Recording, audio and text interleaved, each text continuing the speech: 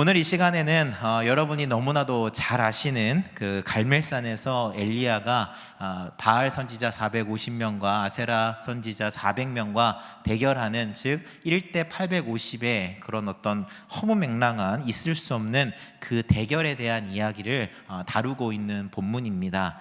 그런 가운데에서 오늘 우리가 좀 생각해 보려고 하는 것은 그들의 어떤 대결에 대한 이야기를 좀 하기에 앞서서 엘리야와 그 바알 선지자 그 이야기가 아니라 그들이 왜 대결하게 됐는지 그것에 대해서 좀 먼저 생각해 보려고 해요. 그러니까 결국 뭐냐 하면 그들이 그런 불과 비가 내리는 그 대결이 시작되게 된 그 시작점, 그 원인이 바로 아합 왕과 이스라엘 백성들, 그들의 문제점이었지 않습니까? 그래서 그들의 문제점을 우리가 한번 생각해 보고 그들의 문제점이 혹은 나의 문제점은 아닌가라고 한번 생각해 보는 그런 시간이 됐으면 좋겠습니다. 오늘 본문을 우리가 함께 보면 16절 앞에 상반절에 보게 되어지면 이 대결이 시작된 것이 3년이라고 하는 시간이 지난 다음에 시작되어졌다라고 하는 것을 18장 1절에 보면 우리가 알 수 있습니다. 이게 무슨 얘기냐 하냐, 한번 우리가 좀 정리를 해보자고 하면 사실 지금 이 엘리야와 이 바알 선지자와 아세라 선지자들이 대결하는 이 시점 약 3년 6개월 전에 그 전에부터의 이야기를 좀 우리가 거슬러 올라가야 될 것 같아요. 그 이야기에 대해서는 열왕기상 17장 1절에 대한 이야기가 거기에 등장을 하게 되어지는데요. 그 이야기에 앞서서 우리가 좀 생각해야 되는 건 뭐냐 하면 하나님에 대해서 북이스라엘 백성들과 그 아합 왕이 전혀 인정하지 않았던 상황이 펼쳐지게 되어집니다. 그런 가운데에서 하나님께서 엘리야라고 하는 선지자를 그 아합 왕에게 보내게 되어져요. 그러고 나서 그 아합 왕에게 무슨 이야기를 전달하게 되느냐, 그게 바로 17장 1절에 있는 말씀입니다. 한번 같이 읽어볼까요? 내 말이 없으면 수년 동안 비도 이슬도 있지 아니하리라. 아멘. 즉 하나님께서는 지금 이 말은 뭐예요? 하나님의 말이 떨어지지 않는 이상은 이곳에 비가 내리지 않을 거다라고 하는 것을 하나님께서 선언하고 계셨다라는 겁니다. 그런데 이 이야기는 사실 바알이라고 하는 건 뭐 너무나도 잘 아시겠지만 이 바알이라고 하는 건 천둥의 신이기도 하고 비를 내리는 신이기도 해요. 그러니까 비를 주관하는 신이 바로 바알이거든요. 그러니까 바알을 숭배하고 있었던 아합 왕과 그리고 그 바알 선지자들에게 있어서 지금 이 하나님의 말씀, 이 선언은 굉장히 위험한 이야기였다라는 겁니다. 그로 인해서 이 아합 왕이 엘리야를 죽이려고 했어요. 그리고 체포령이 떨어지게 됩니다. 그래서 하나님은 그 엘리야를 숨기시게 됩니다. 그러면서 어떤 시간이 지나갔느냐, 바로 3년 6개월의 시간이 흘러가게 된 거예요. 성경에서는 3년이라고 이야기를 하지만 실제적으로는 그 사르밧 과부에서 있었던 일까지 합치게 되어지면 6개월의 시간이 더해지기 때문에 정확한 것은 한 3년 6개월 정도 그 이야기가 떨어진 이후에 가뭄이 지속되어졌다라는 것을 알 수 있는 겁니다. 즉 하나님께서 그 말씀이 떨어진 이후에 3년 6개월 동안 북이스라엘에는 심각한 가뭄이 일어나게 됐다라고 이해하시면 될 것 같아요. 근데 구약 성경을 여러분들이 보시면서 이 기근에 대한 재앙들이 등장할 때마다 여러분이 딱 캐치하시면 되는 게 뭐냐면, 기근 재앙이 내려지는 이유는 곧 우상 숭배입니다. 그러니까 우상 숭배가 이루어질 때 생기는 재앙이 바로 하나님이 내리시는 재앙이 기근이에요. 그래서 여러분들이 성경을 보실 때에 기근 재앙이 구약 성경에 나온다 그러면 이게 지금 우상 숭배와 연결된 것이구나 라는 것으로 여러분이 이해를 하시면 조금 더 도움이 되실 것 같습니다. 그런 가운데 그 말씀대로 진짜 이스라엘에는 기근이 생겨나게 된 거죠. 그리고 3년 6개월이 지나간 겁니다. 그리고 하나님이 다시 엘리야를 부르신 거예요. 그리고 그 엘리야에게 이렇게 말씀하십니다. 열왕기상 18장 1절입니다. 제가 읽어보겠습니다. 여호와의 말씀이 엘리야에게 임하여 이르되 너는 가서 아합에게 보이라. 내가 비를 지면에 내리리라. 아멘. 지금 하나님께서는 3년 6개월이라고 하는 시간이 지난 다음에 다시 엘리야를 부르셨어요. 그리고 아합에게 보내면서 이제 내가 비를 지면에 내릴 것이다 라고 그 말을 선언해라 라고 말하고 있는 거예요. 즉 뭐예요? 하나님은 아합에게로 그 엘리야를 보내심으로 인하여서 이제 진짜 바알이 신인지 아니면 참된 신이 바로 하나님이신지 비를 내림을 통하여서 내가 이제는 승부를 내겠다라고 선언하고 계셨다라는 겁니다. 그러면 이제 드디어 아합은 드디어 3년 만에 그 엘리야를 다시 만나게 되는 거예요. 사실 그 엘리야를 다시 만나기 위해 체포령을 발령했고 그 엘리야를 어떻게든 잡아들이기 위해서 애썼던 것이 사실 이 아합 왕이었거든요. 그런데 지금 3년 6개월 만에 드디어 제 발로 이제 엘리야를 만나게 된 겁니다. 그래서 17절에 그 엘리야를 꿈에도 그리던 엘리야를 만난 그 아합이 17절에 이렇게 말하고 있는 거예요. 제가 읽어보겠습니다. 엘리야를 볼 때에 아합이 그에게 이르되 이스라엘을 괴롭게 하는 자요 너냐? 아멘. 여러분 이해가 되시나요? 어떤가요? 지금 이 아합이 엘리야에게 지금 막 달려와서 3년 동안 비가 내리지 않았습니다. 당신이 말했던 대로 하나님께서 하나님의 말씀이 없으니까 지금 이 땅에 기근이 와서 정말 심각한 기근 상태와 가뭄 속에 우리가 너무나도 힘들었습니다. 제발 비 좀 내려주세요. 이 기근 좀 멈춰주세요. 이렇게 무릎 꿇고 싹싹 비는 그 아합 왕의 모습이 등장하고 있습니까? 그렇지 않다라는 거예요. 오히려 그 아합은요 엘리야를 드디어 마주 대하면서 그에게 뭐라고 말합니까? 이스라엘을 괴롭히는 자여 너냐? 라고 어떻게 따지듯이 묻고 있어요. 이것은 이스라엘을 이토록 시끄럽게 만든 것이 너냐라는 거예요. 이 모든 기근이 일어나게 된 그 문제의 핵심이 바로 너 엘리야이며 그리고 하나님 때문이다라고 따지고 있었다라는 겁니다. 그렇다고 해서 여러분 여기서 우리가 좀 착각해서는 안 되는 것이 있어요. 무슨 얘기냐 하면 하나님을 인정한 것인가 라고 이해하시면 안 돼요. 이게 무슨 얘기냐 하면 3년 6개월의 시간이 흘렀잖아요. 그리고 지금 너 때문이야 그리고 하나님 때문이야 라고 따지듯이 묻고 있다는 건 다른 말로 얘기하면 3년 동안 바알은 비를 내릴 수가 없는 신이고 그래서 하나님이 진짜 비를 내리는 신인 것을 인정하게 되어져서 하나님 때문에 기근이 온 것입니다 라고 마치 고백하듯이 분을 내는 것인가 라고 이해해서는 안 된다라는 거예요. 여기서 진짜 말하고자 하는 이 아합 왕이 화를 내고 있었던 대목은 뭐냐 하면 그것은 그게 아니라 오늘 그가 얘기하는 것은 내가 전한 아까 말했었던 17장 1절에서 하나님의 말씀이 없으면 이곳에 더 이상 비가 내리지 않을 거다라고 했었던 그 너의 말 그리고 그 말을 전달하게 한 그 하나님이 하나님의 그 말에 내가 믿는 그 바알신이 그 얘기를 듣고 너무너무 화가 나서 너무 기분이 나쁘셔서 3년 동안 비를 내리시지 않은 거야. 그러니까 그 모든 근원의 문제는 너와 그리고 하나님 때문이야 라고 이야기하고 있는 거예요. 즉 무슨 얘기입니까? 하나님을 인정하고 있는 거예요? 인정하고 있는 게 아니에요. 하나님을 인정하는 게 아니라 오히려 더 바알에 대한 신앙이 더 두터워진 거예요. 어떻게? 네 말 때문에 하나님의 선언 때문에 내 바알이 너무너무 화가 난 거야. 그래서 비가 내리지 않는 거야 라고 지금 엘리야에게 말하고 있다는 거예요. 결국 그 아합에게 있어서 참된 신은 누구예요? 하나님이 아니에요. 여전히 바알이 그에게는 참된 신이었다라는 것을 여러분 기억하시기를 바라요. 그래서 이 기가 막힌 말을 엘리야가 듣고선 18절에 이렇게 반격에 나섰습니다. 18절 한번 읽어볼까요? 같이 시작.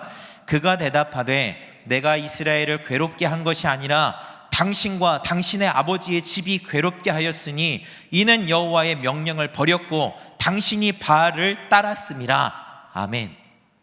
즉 엘리야는요 아합 왕에게 뭐라고 얘기하는 거예요?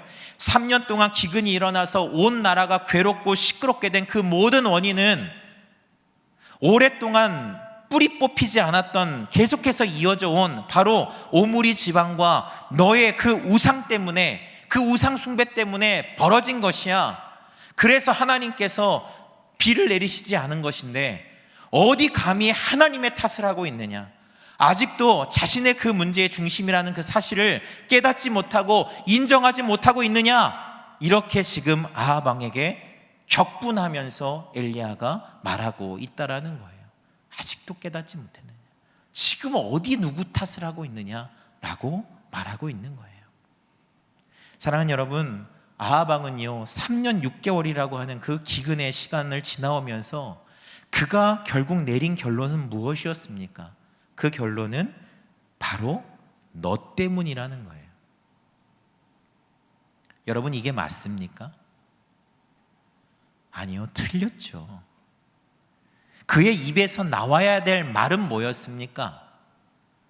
너 때문이라고 하는 원방의 말이 아니라, 너 때문이라고 하는 그 핑계의 말이 아니라 통회하는 심령으로 자복하면서 이 모든 문제는 바로 나 때문입니다, 그렇게 고백했어야만 했어요. 그러나 그는 그렇게 하지 않았죠. 여전히 자신에게는 문제가 없습니다. 그리고 이것은요 아합만의 문제가 아니었어요. 조금 다른 모양으로 이스라엘 백성들도 똑같았습니다. 21절을 중반절을 한번 읽어보면, 너희가 어느 때까지 둘 사이에서 머뭇머뭇하려느냐, 여호와가 만일 하나님이면 그를 따르고 바알이 만일 하나님이면 그를 따를지니라 하니 백성이 말 한마디도 대답하지 아니하는지라. 여러분, 머뭇머뭇하느냐, 이스라엘 백성들이 뭐 하고 있었대요? 머뭇머뭇하면서 말 한마디도 대답하지 않고 있었다라고 이야기하고 있어요. 머뭇머뭇하다라는 건 원어로 얘기하면 쩔뚝이다 해요. 뒤뚱거리다, 절뚝거리고 있는 거예요. 이스라엘 백성들 또한 어떤 거예요? 자신들의 문제라고는 말하지 않고 있어요. 그저 바알의 문제이고 하나님의 문제이고 아합 왕의 문제라고 생각하면서 어느 쪽이든 상관없으니까 그냥 이 문제가 끝나게 해달라고 정말 무관심한 방관자의 모습으로 머뭇거리면서 쩔뚝거리면서 멀찍이 물러나 그가 그냥 쳐다만 보고 있는 게 이스라엘 백성들의 문제점이었어요. 여러분, 그런 태도에는요 어떠한 회복도 없습니다. 그런 태도에는요 어떠한 구원도 있을 수 없다라는 것이죠. 그런데요, 이런 아합과 이 이스라엘 백성들의 이 머뭇거리고 탓만 하고 있는 그 모습이 혹시 우리에게도 있진 않은가 고민해 보셨으면 좋겠습니다. 여러분, 어려운 일을 만날 때 혹시 습관적으로 다른 곳에서 그 이유를 찾으려고 헤맬 때가 혹시 여러분은 없으십니까? 문제의 원인을 나라고 생각하지 못한 채요 오로지 나의 주변 사람들 때문에, 나의 상황 때문에, 나의 형편 때문에, 마지막에는 하나님 때문이라면서 모든 문제의 화살을 내 주변에 돌리기에 급급하지 않느냐라는 거예요. 영적인 기근에 빠져서 여전히 나의 삶의 태도와 문제를 인정하지 않을 때 얼마나 많이 있습니까? 여전히 하나님을 인정하지 않아요. 여전히 방관자의 태도로 머뭇거리면서 이러지도 저러지도 못하며 무의미한 시간만을 흘러보내고 있는 안타까운 모습이 혹여나 우리 안에 있지 않느냐라는 거예요. 여러분, 이 문제에서, 여러분 이 문제를 여러분이 지금 가지고 계시다면 이 문제에서 하루속히 빨리 빠져나오시기를 간절히 바랍니다. 다시 본문으로 돌아가서 이런 아합 왕의 태도와 그리고 이러지도 저러지도 않고 있는 그냥 머뭇거리면서 방관자의 모습으로 있는 그 이스라엘 백성들을 볼 때 제가 만약 진짜 하나님이라면 진짜 속이 뒤집어질 것 같아요. 그래서 그냥 깨달을 때까지 3년 6개월로 모자랐구나, 3년 6개월 한 번 더 당해봐라 이러면서 깨달을 때까지 그냥 방치해버릴 것 같아요. 여러분은 어떠시겠어요? 여러분이 3년 동안 깨달으라고 시간을 줬는데 깨닫지 못하면 여러분 어떻게 하시겠어요? 여러분의 자녀들한테 잘못을 해서 벽 쳐다보고 있어. 그래서 아이가 벽 쳐다보고 있는데 1시간이 지나서 드디어 이제 좀 알았겠지 하고 엄마한테 와봐. 너 뭐 잘못했어? 엄마가 잘못한 것 같아요. 그러면 그때 어떻게 되면 모든 게 무너지죠. 그리고 얘를 벽에 세워야 되나? 내가 잘못된 건가? 그래서 금쪽이를 다시 보기 시작하죠. 그러면서 우리라면 속이 뒤집어질 것 같아요. 그런데요, 하나님은요 그렇게 하시지 않았어요. 21절 상반절을 제가 다시 읽어보겠습니다. 엘리야가 모든 백성에게 가까이 나아가 라고 말하고 있습니다. 즉 바알과 하나님 사이에서 누구를 의지해야 할지 결정하지 못한 채 오로지 탐만 하며 머뭇거리고 있는 그 방관자 이스라엘 백성들을 향하여 엘리야는 어떻게 하고 있습니까? 오히려 그들 곁으로 더욱 가까이 나아갔다라고 성경은 말하고 있는 거예요. 여러분, 엘리야는 누구를 대변하고 있는 겁니까? 누구를 대리하고 있는 거예요? 바로 하나님이시잖아요. 그러면 엘리야가 백성들에게 가까이 나아갔대요. 그러면 누가 가까이 그 백성들에게 다가선 것입니까? 누구예요? 바로 하나님이신 거예요. 하나님이 더 가까이, 그들에게 더 가까이 다가와 주셨다라는 것을 우리는 성경을 통해 알 수 있다는 겁니다. 그렇다면 왜 하나님은 그 머뭇거리고 있는 이스라엘 백성들을 향해서 오히려 더 가까이 다가가 주셨던 것일까요? 그 이유는 한 가지입니다. 결코 회복될 수도 없는 그들을 회복시키기 위해서, 결코 구원받을 수 없는 그들을 구원하시기 위해서 그들에게 다가가신 거예요. 이것을 우리는 이렇게 말합니다. 그것이 바로 하나님의 은혜다라고 말이죠. 잘 아시겠지만 하나님은요, 이스라엘 백성들의 의 때문에, 그들의 의 때문에 가까이 다가가 주신 것이 결코 아닙니다. 과거에도 하나님은 넘어지고 무너지고 머뭇거리고 있는 그 이스라엘 백성들을 언제나 먼저 사랑하셨고요, 먼저 찾아와 주셨고요, 늘 구원의 손길을 먼저 내밀어 주셨던 것이 누구였습니까? 하나님이셨어요. 그리고 지금도 마찬가지입니다. 하나님은 엘리야를 통해서 머뭇거리고 있는, 탐만하고 있는 그 어리석은 이스라엘 백성들에게 그들을 거부하는 것이 아니라 그들에게 오히려 더 먼저 가까이 가고 계셨다라는 거예요. 여러분, 말이 좋아서 머뭇거리는 것이죠. 더 정확하게는요, 하나님을 믿지 못하는 것이에요. 언제든지 자신들의 소원을 들어주는 쪽으로 태세 전환하기 위해서 어중간하게 서 있는 것이 바로 이스라엘 백성들의 진짜 모습이었어요. 이것을 우리는 하나님에 대한 믿음이 반반이다? 이렇게 생각해서는 결코 안 돼요. 왜요? 바알 선지자들과 아세라 선지자들 400명, 450명은요, 내 편에 서라고 할 때 어중간하게 멀뚱히 서 있었습니까? 아니에요. 바알에게 딱 가서 붙고요, 아세라에게 딱 가서 붙어요. 머뭇거림이 전혀 없어요. 그 헛된 것을 숭배하는데도 불구하고 머뭇거림이 없다고요. 명확하다고요. 근데요, 머뭇거린다고요, 하나님에 대해서 머뭇거리고 있다고요, 그것을 반반의 믿음이라고 우리가 좋은 말로 표현해서는 안 되는 것 같아요.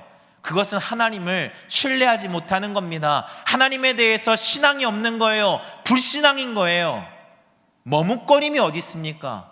기명기고 아니면 아닌 것이죠. 우리는 반반이라는 것으로 나를 포장하려고 해서는 안 돼요. 그들의 믿음이 없다라고 말해도 무방한 거예요. 그런데도 하나님은요, 그들에게 더 먼저 가까이 다가가 주셨다라는 거예요. 우리에게 먼저 가까이 다가와 주셨다라는 거예요. 여러분, 이것이 뭐라고요? 은혜입니다. 그런데요, 이 얘기를 듣고 이런 모습을 보면서 그들은 은혜를 누릴 자격이 없다고 여기시는 분이 여기 계실지도 모르겠어요. 혹시 내가 그런 은혜를 누릴 염치가 없다고 여기시는 분이 계실지 모르겠어요. 혹시 내가 이런 은혜를 받아도 될지 고민하시는 분이 계실지도 모르겠어요. 나는 쩔뚝이는데요, 하나님. 나는 당신 앞에서 머뭇거렸는데요. 내가 그런 은혜를 과연 내가 받아도 될까요, 하나님? 나는 받을 자격이 없는 것 같은데요 라고 말하고 계신 분이 혹시 없으십니까? 그러나 하나님의 은혜는요, 그런 거예요. 나라면 도저히 가까이 갈 수도, 가까이 다가오는 것도 용납할 수 없는 자이지만 하나님은 내가 가까이 갈 수도 다가가는 것도 너무나도 싫고 소름 돋는 그 머뭇거리는 자, 그 머뭇거리는 바로 나에게 먼저 가까이 다가와 주셔서 구원의 손길을 내밀어 주시는 것이 바로 하나님의 은혜요, 다시 말하면 하나님의 사랑입니다. 그리고 그 은혜는 가까이 다가와 주시는 것으로만 멈추지 않습니다. 열왕기상 18장 30절, 이스라엘 백성들을 향하여 이제 엘리야는 다시금 선포하고 있어요. 30절 우리 상반절 한번 읽어볼까요? 시작. 엘리야가 모든 백성을 향하여 이르되 내게로 가까이 오라. 아멘. 하나님은요, 이 문제 많은 백성들에게 다가와 주시는 것으로도 부족해서 이제 그들에게 명령하고 있어요. 뭐라고요? 그들에게 다가오셔서, 우리에게 다가오셔서 이제는 내게 가까이 와라. 이제 내게 가까이 와라. Come here to me 라고 얘기하면서 나에게 가까이 오라고 하나님은 말씀하고 계시는 거예요. 사랑하는 여러분, 하나님 정말 놀라우신 분 아니십니까? 자신을 찾지도 인정하지도 않는 그 백성들을 향해서, 머뭇거리고 있는 나를 향해서 먼저 다가와 주셔서 쩔뚝거리고 비틀거리고 있는 그 연약한 우리에게, 나에게 손 내밀어 주시고 계셔요. 그리고 이제 말씀하세요. 내 사랑하는 아들아, 내 쩔뚝거리는 내 사랑하는 딸아, 이제는 나에게서 단 한순간도 떨어지지 마라. 나에게서 떠나지도 말아라. 더 이상 나에게서 머뭇거리지도 말아라. 너를 한없이 사랑하는 나에게 가까이 와라. 오늘 이렇게 말씀하고 계십니다. 단 우리가 착각해서 안 되는 것이 있어요. 그것은 이 은혜가 우리의 죄를 다 사해 주신다라고 착각하셔서는 안 돼요. 은혜라는 것은요, 기회를 주시는 거예요. 뭐라고요? 기회예요. 기회. 죄를 사해 줘 버리시는 게 아니에요. 기회를 주시는 거예요. 다시 하나님과 새롭게 회복될 기회. 쩔뚝거리는 우리의 믿음이 더 이상 머뭇거리지 않고 다시 한번 하나님께 다가갈 수 있는 그 기회, 하나님께 가까이 갈 수 있는 그 기회, 하나님과 화목하게 다시 지낼 수 있는 그 새로운 기회, 그 기회를 주시는 것이 바로 하나님의 은혜의 이유라고 하는 겁니다. 사랑하는 여러분, 그 은혜를, 그 새로운 기회를 놓치지 않고 마음껏 누리시는 여러분들이 되시기를 간절히 원합니다. 그렇다면 하나님은 그 한없는 은혜, 그 기회를 우리에게 주셨는데, 그 은혜와 기회를 얻은 우리는 이제 어떻게 반응해야 될까요? 받은 것으로 끝나면 되는 걸까요? 아니요. 반응해야만 해요. 그 답이 30절 후반절에 나와 있습니다. 우리 30절 같이 읽습니다. 시작. 백성이 다 그에게 가까이 가매 그가 무너진 여호와의 제단을 수축하되. 아멘. 새 번역으로 제가 다시 읽어드리면, 백성들이 가까이 오니 그는 무너진 하나님의 그 제단을 고쳐 쌓았다라고 말하고 있어요. 그 백성들이 어떻게 해요? 내게 가까이 오라고 하는 그 말에, 그 부름에 그들이 가까이 갔다라고 말해요. 그리고 나서 어떻게 반응하고 있습니까? 더 이상 머뭇거리지 않고 주님에게로 가까이 나아가서 하나님과 무너져버린, 하나님과 깨져버린 그 하나님과의 관계를 다시금 회복하기 위해서 무너진 예배의 단을 다시 새롭게 쌓았다라고 이야기하고 있는 거예요. 여러분, 머뭇거림의 문제가 어디서부터 오시는 줄 아세요? 탓하는 문제가 어디서부터 오는 줄 압니까? 그것은 바로 예배의 균열에서부터 나와요. 예배라는 것이 그건 뭡니까? 하나님과 나의 연결고리지 않습니까? 하나님과의 그 연결고리, 그 예배가 무너지기 시작할 때 하나님을 향하여 탓하기 시작해요. 그 예배가 무너질 때마다 다른 타인을 바라보면서, 나의 상황을 바라면서 탓하기 시작하는 거예요. 그러면서 머뭇거리기 시작하는 거예요. 바로 예배가 무너질 때부터, 거기서부터 시작되는 겁니다. 그렇기 때문에 엘리야는요, 그 무너진 이스라엘 백성들과 하나님의 관계를 회복시키기 위해서 무너진 예배의 단을 다시 쌓아라, 그 쌓는 일부터 너희들이 해야만 한다라고 했고, 그 단을 쌓기 시작했다라고 성경은 말하고 있는 겁니다. 여러분 잘 아시겠지만 남유다 백성들이 포로기에서 돌아와서 그 예루살렘에서 가장 먼저 했던 일이 무엇이었습니까? 성벽 재건이었습니까? 여러분 성벽부터 쌓아야 되는 게 아닐까요? 현실적으로 지금 돌아왔으면 성벽이 무너져 있으면 다른 이민족이 또 우리를 공격할 수 있잖아요. 그러니까 지금 당장 내 가족을 보호하려면 성벽부터 다시 쌓아야 되는 거 아니에요? 보호하기 위해서 울타리부터 다시 재정비해야 되는 거 아니에요? 그런데 이스라엘 백성들이 포로에서 돌아와서 뭐부터 했습니까? 성전부터 다시 재건을 해요. 성벽을 쌓기 시작한 게 아니라 하나님과의 무너진 예배, 하나님과의 깨어진 그 관계를 회복하기 위해서 남유다 백성들은 포로에서 돌아와서 무엇부터 했느냐? 내 삶의 터전을 재정비하는 것이 아니라 무너진 하나님과의 그 예배부터 재정비하기 시작하는 거예요. 단을 다시 쌓는 것이죠. 왜? 하나님께 가까이 가기 위해서. 그것이 문제였구나라는 걸 캐치했기 때문에 남유다 백성들이 그렇게 움직이기 시작했다라는 겁니다. 사랑하는 여러분, 내가 여러분의 운영하시는 만약 그 가게에 여러분 물이 새고 있다면, 내 집에 균열이 가서 지금 위험한 상황에 내 집이 있다면 우리는 아마 눈에 불을 켜고 그것을 수리하기 위해서 밤낮으로 시설 이거 공사해 주는 곳에 전화를 돌릴지 몰라요. 그리고 언제 올 거냐고, 빨리 좀 와달라고, 지금 물이 새고 있다고, 손님을 받을 수 없다고, 지금 내가 우리 집이 너무 불편하다고. 우리는 그렇게 하지 않았을까요? 그러나 하나님과 나의 관계에 그 심각한 균열은 우리가 어떻게 반응하고 있으셨나요? 너무나도 우리의 집과 내 가게, 내가 운영하는 가게와는 전혀 다르게 너무나도 여유 있게 느긋하게 그 하나님과의 관계를 쳐다만 보고 있지는 않았습니까? 말씀을 마무리하려고 합니다. 우리가 세상을 살아가다 보면 하나님만 온전히 바라보며 나의 신앙을 지키는 것이 결코 쉽지 않음을 아마 늘 체감하며 신앙생활 하실 거라고 생각합니다. 희한한 것은 그토록 오랫동안 내가 신앙생활을 했음에도 불구하고 내 안에 있는 세상과 하나님 그 사이에서 탐만하며 머뭇거리는 이 신앙의 문제가 해결되지 않고 늘 우리를 힘겹게 할 때가 얼마나 많느냐라는 거예요. 그러나 오늘 주님은 그런 머뭇거리고 탐만하고 있는 그 우리를 결코 포기하시지 않고 우리에게 오늘 먼저 다가와 주셨습니다.